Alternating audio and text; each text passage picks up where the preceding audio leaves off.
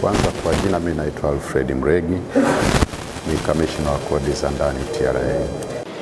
Mfumo huu wa IDRAS ni mfumo ambao unasimamia kodi za ndani kwa ujumla wake, na watumiaji wake ni wadau wa ndani ambao ni watumishi, lakini pia wadau wa nje ambao kuna washauri wa kodi, kuna wafanyabiashara, kuna wakaguzi wa mahesabu, pamoja na walaji wengine ambao wanaweza kuwa wanahitaji huduma za mamlaka zozote zile.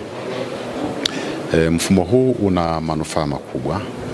Kwanza, kwa mamlaka ya mapato na nchi kwa ujumla, mfumo huu tunakwenda kuunganisha na mifumo mingine ipatayo 300 kutoka taasisi 300.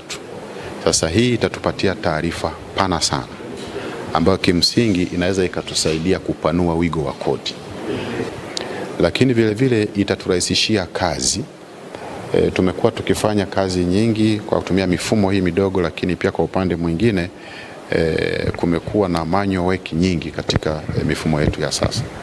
Lakini kwa sasa tunakwenda kuhakikisha kwamba shughuli zetu nyingi ikiwemo kuwasiliana na wafanyabiashara zitafanyika kwenye mfumo, kwa huhitaji kumsumbua mfanyabiashara kutoka alikokuja ofisini mamlaka ya mapato kwa ajili ya jambo ambalo lingeweza kuwasilishwa kupitia kwenye mifumo. Kwa hiyo yote yanakwenda kuondoka. Kwa majina yangu naitwa Pendo Lucas, ninamwakilisha mwenyekiti wa wafanyabiashara mkoa wa Dar es Salaam.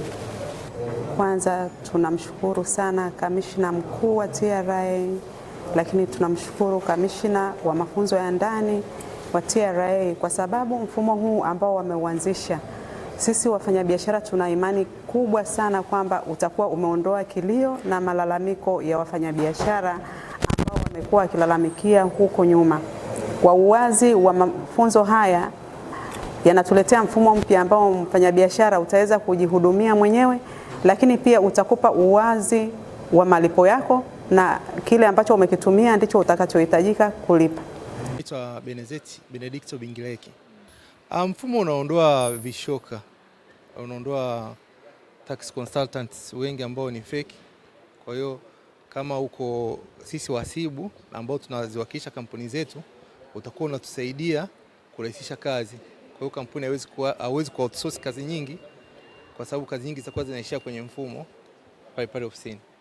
Mimi na washauri wasibu ambao aidha wako mkoani au ambao wako kwenye taasisi binafsi kuhakikisha wanauelewa huu mfumo vizuri, na kama hawajaelewa wanaweza kaingia YouTube wakafuatilia, bado watapata majibu sahihi ya hizo training zinazoendelea hapa TRA.